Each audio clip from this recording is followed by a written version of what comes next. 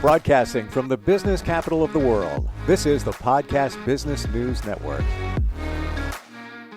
And welcome back, everybody. It is not one of those things that many of us look forward to at our job, and that is the review. Sometimes it's the 6-month review, sometimes it's the yearly review. We are going to review that today, if you will, and how it should be done from both sides, though. If you're the employee or the member of the team that is being reviewed, or if you're the leader of a team and you're providing that information, that feedback, she's going to help us out with that. She provides life coaching to individuals and also leaders. And in her wheelhouse also is working with nonprofit organizations, Drive Coaching and Consulting. And great to have her back with us. Carey is on the program. Welcome. How are you doing? I'm good. I'm real good. The weather's beautiful here. Yeah. What's it like over there? You're in Nevada, right? Right. Northern Nevada. It's about 78, 80 degrees. Slight breeze. Beautiful. I'm envious. I'm jealous. I'm happy for you. Light rain and 64 degrees in New York. Nothing wrong with that, but it is the end of May. I think it'll be a little bit warmer. Is that typical for Nevada? Mm-hmm. Yeah. It is. Nice. For Northern Nevada. Gotcha. Okay. So the review, I don't know anybody, and I could be speaking out of terms here, that walks around saying, yeah, in 2 weeks, they're going to do my yearly review. I am so looking forward to being there on the other side of the table from my boss, superior, team leader, whatever it may be. I'm really curious to hear what they have to say. I don't know anybody that's saying that, and it's unfortunate. Would you agree with that? And why do you think that is? Well, yes and no. I guess, first of all, if you're an employee, you should not be surprised, and you should really have an idea of what your review is going to be, what's going to be said at your review.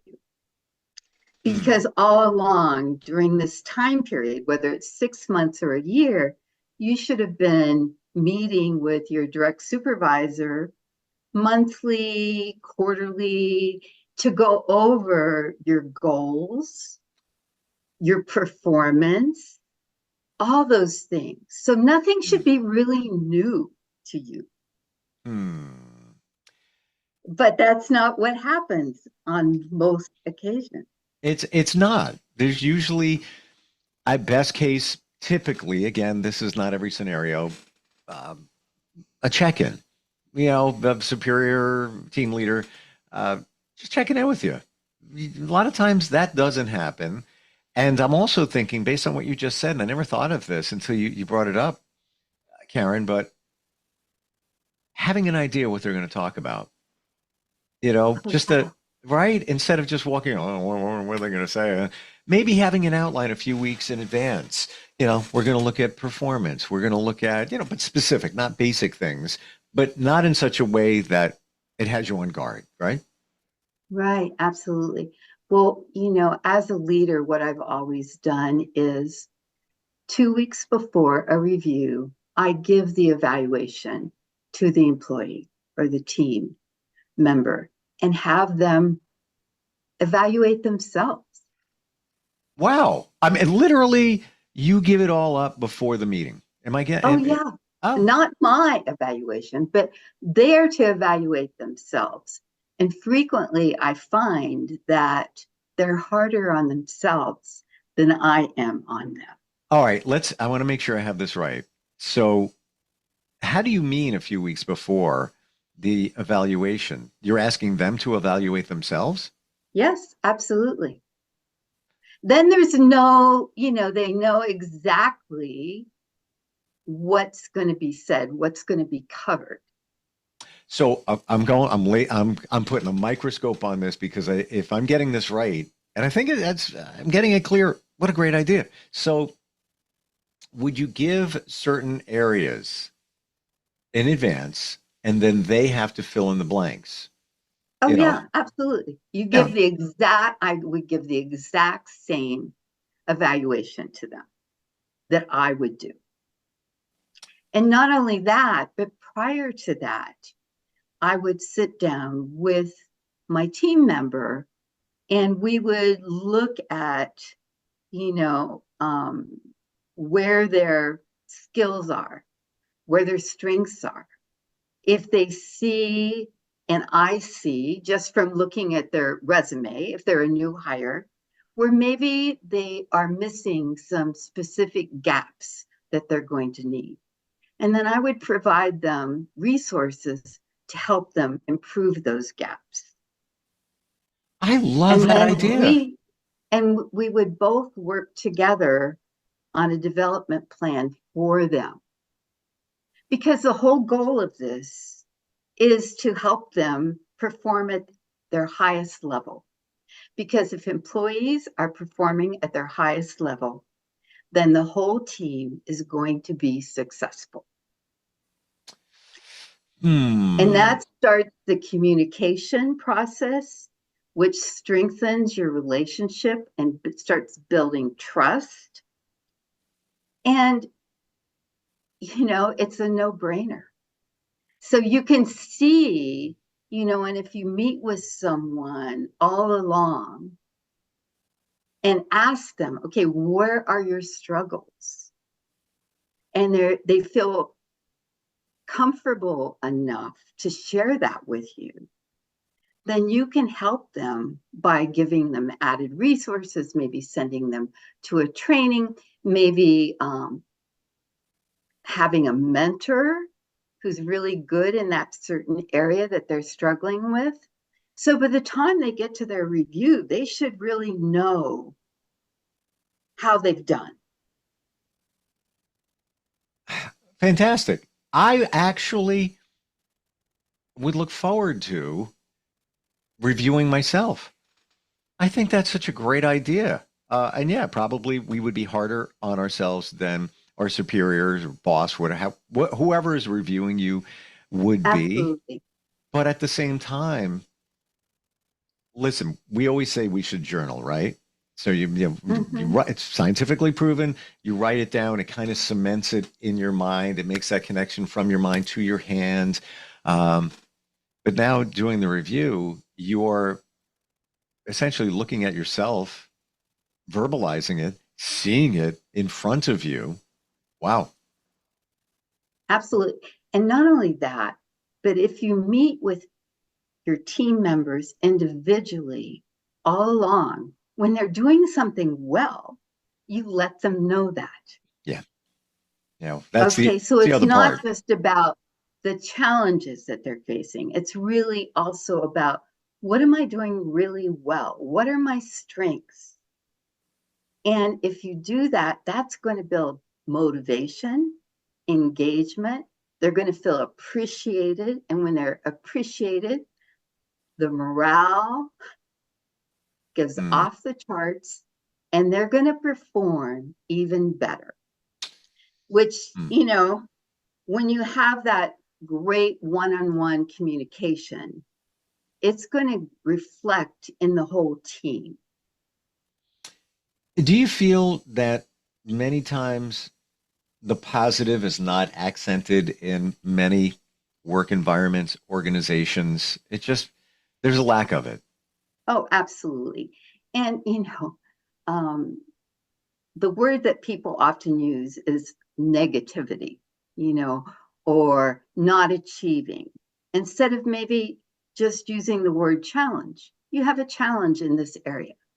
That really, I mean, when I say, Steve, to you, there's a challenge with your communication. I don't always understand what you're trying to get across. That sounds much better than if I say your communication is very negative. Mm, It's not coming through. So you try to, do it in a way that doesn't make people just feel like this big. right. Also, the other thing about doing the individual check ins or times that you meet with them is you can also foresee maybe some challenges and identify some challenges that are appearing. Maybe this person is starting to get burned out. Mm. Maybe they're having issues such as lack of resources. Maybe in order to do their job, they don't have all the resources that they need. So being able to identify those early on before it escalates and becomes a problem in the team where they're missing deadlines, etc. It just stands to reason. I feel one of your superpowers is as you speak, we think, but very clear, because I'm doing it right now. And I'm scanning back in my mind for different jobs, different scenarios, and positive things that were said from a superior. Doesn't mean I wasn't doing my job well. And I'm very Mhm. humble, but there wasn't a lot of positivity. That's just the way it is. But I don't remember the negative. There wasn't any. But I do remember the positive. And I can even go back to 1999, 98, and one superior that said certain things and was like, wow, that felt good. Yeah, okay. I can see in my timeline of career timeline of those positive comments. Like yeah, they're Absolutely. ingrained in us. And to me, that's why it's so important because it makes such a mark on somebody now and forever. Absolutely. And those employees or team members that, if you go through the process, they're not going to be out there looking for another job. Right. They're going to feel like they're needed here, they're appreciated, and they're going to do the best job that they can. Hmm. And then, if you have team members who are performing just, really well and above, that's a time to recognize them and see if in your, you know, chart, your employee chart, whatever you call it, if there isn't a place that they can go to as an advancement. Because, and we'll talk about this next week, but businesses and nonprofits do not often do a good job of succession planning. Mm, yeah. They always look outside when maybe if they had looked closely at the people who work for them, they have the skills and talents that are needed. They just may need a little mentoring. Mm, yeah. Promote from within. Hello. Remember that? Absolutely. And boy, people love that. Mm. I mean, it's like, wow, you know, It's almost when it comes to giving that positive feedback, no news is good news. Well, I didn't say anything bad, so I guess that's good. But imagine if you pass a comment to somebody that you work with that "Hey, you did a great job on that. That was actually really, you pulled that one off. Good for you. Wow. mhm. Like that feels so good.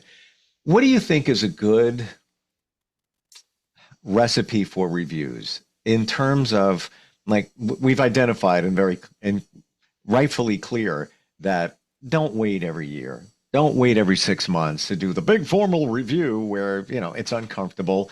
And certainly love your thought to let the employee review themselves. Fantastic. How often should Absolutely. the superior check in? Is it just, every once in a while? Is there a formula for that? Or as a leader, should you, consciously in your mind say, it's been about, 3 weeks. I haven't checked in with Jim, over in the IT department. I'm going to take a walk down there and, hey, Jim, how's it going? Hey, but thanks for fixing the phones the other day. I can't believe we lost power, but you kept us online. I appreciate it. Is there any kind of rule of thumb there? No, I don't think so. But I would say that regular check-ins are really important. Hmm. Because that helps you as a leader really understand your team members and know what's going on. If you're distant from them, then when something arises, you're not going to know. And Hmm. they often, if there's not that constant check in, and I'm not talking every day or anything like that. Mm-hmm. I don't think micromanaging is horrible. I would never suggest that. But if you consistently do the check ins, then people are going to feel comfortable sharing with you and talking to you because they know you care. Yes. Yeah. And And being that's what it's honest. all The, about. the employee is going to be honest with you if they feel Yeah. comfortable, they feel safe, that they're not always on guard, wondering what to Um, expect, what's coming their way. Absolutely. And I think the other thing is really that often employees or team members are not asked, okay, what do you see as your challenge? One of your challenges, because it may be something that they've hidden from you Mm-hmm. and it's been eating them up and they don't want to say it because for fear that the boss or the leader may think less of them or think, oh my gosh, they have a problem with that, So always asking the employee and not judging them and really thanking them for their honesty and figuring out together how can we help them improve or feel more confident. So let's flip this around. We talked mostly about leaders and their reviews and their check-ins. Now let's look at the other way. You're the employee. Mm-hmm. Should you occasionally check in with your superior? If you don't have that relationship where it's a regular kind of thing, should you, take a walk down the hallway to the corner pocket, doors open, poke your head in? Yeah. Hey, Mike, how you doing? I'm just checking in. How's it going? How's everything going? Yeah, it's going pretty good. Should you intentionally do that? Or is that really is that really the responsibility of the leader? Well, I think honestly, it's the responsibility of the leader.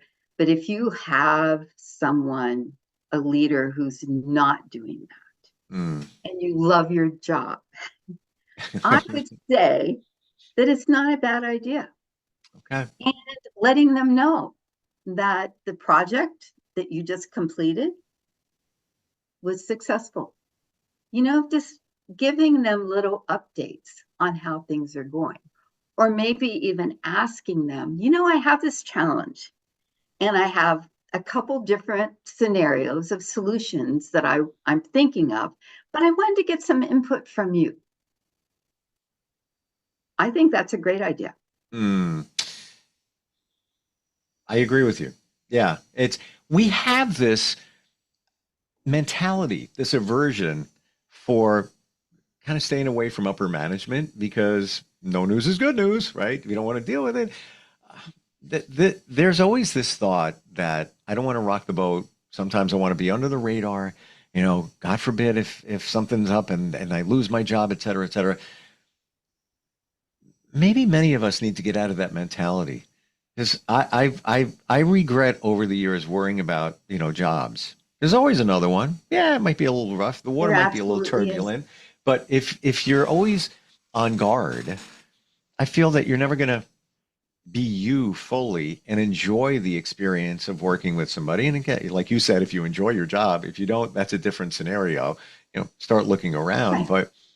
But this I think we fear management. Many people do, Yeah. And I find that really sad. right? Like I may have the title of a CEO, but I'm still just a person. Yeah. And I want my team members to respect me, of course, but also feel comfortable that they can talk with me. And we're all about growing. I mean, if we're not growing, we're stagnant and we're probably not happy. Well, it's a great point you bring up, because if we're not growing, doubtful what the company is. Absolutely. One of the things that I have always done as part of their reviews is I've asked them two questions. Okay. The first one is, what self-care are they going to be doing every day during this next year? The second thing is how are they going to meet their goals? Because they'll have certain goals. It could be, so much productivity, create this, create that, have so many people attending this program. It could be a lot of different things, but I have them figure that out. And of course, I will let them know if it makes sense or if they need to tweak it. But I want them to think through, because they're going to be evaluated on those things. And I'm always promoting the self-care, because work can be stressful depending on what your job is. So I want to know how you're going to take care of yourself so that you can continue at a high level while you're working for me. And that's why you have been a very effective leader for many years. And that's why you're coaching, because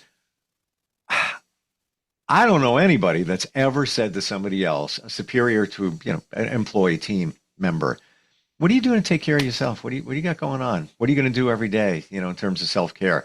If I was asked that, I don't even know how I'd answer. Yes, I do things now, finally figured it out. If this was 5 years ago, I wasn't doing anything bad. I would almost be alarmed. Like, why are you asking me that? Is everything okay? Because nobody does that. Yeah. Wow. Well, I'll tell you, as a leader, Steve, you really have to, like, my door was always open. But when I say that, a lot of leaders say that, but it's really not. Yeah. My door was always open. Like, if I couldn't talk to you at that moment, I would set aside some time later that day. We'd make it work if you needed to talk. Mm-hmm. It's that relationship you build with your team members. That is critical. And I have talked to so many people who have had these really horrible leaders. They do everything wrong.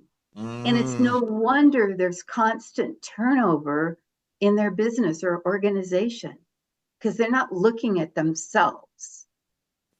Like, I was constantly looking at myself and saying, okay, how can I do something better?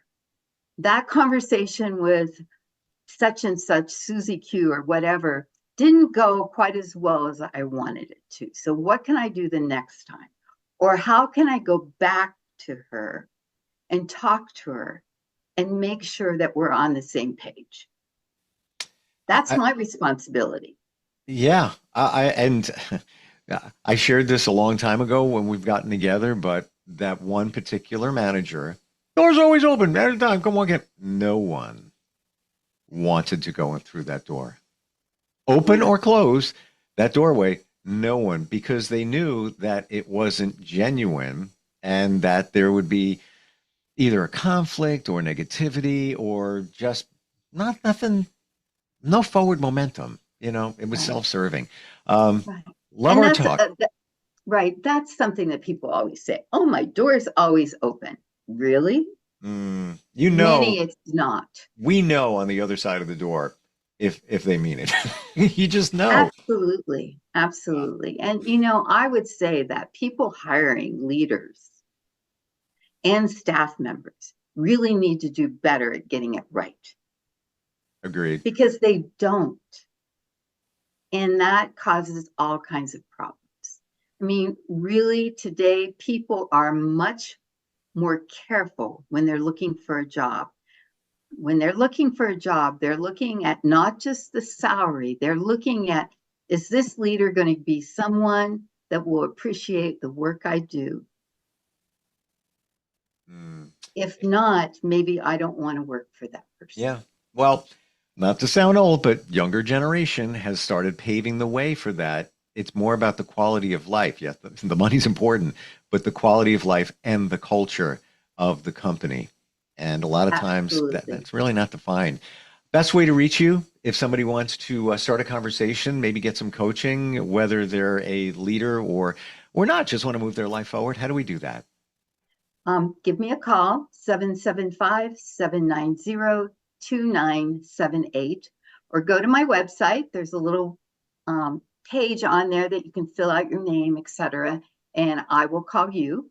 My website is www.thrivecoachingandconsulting.com. Please spell it out. Karen learned a lot today. Oh, good. Really. And I'm sure a lot of leaders listening and watching learned a lot and probably are saying to themselves, I got to get this right. Get it right. Well, there's Reach a out to lot you. of ways you can get the help you need. Yep, absolutely. Looking forward next time we get together, succession planning for your company. And I appreciate you being here today. Thank you. Okay. Thank you, Steve. Take care.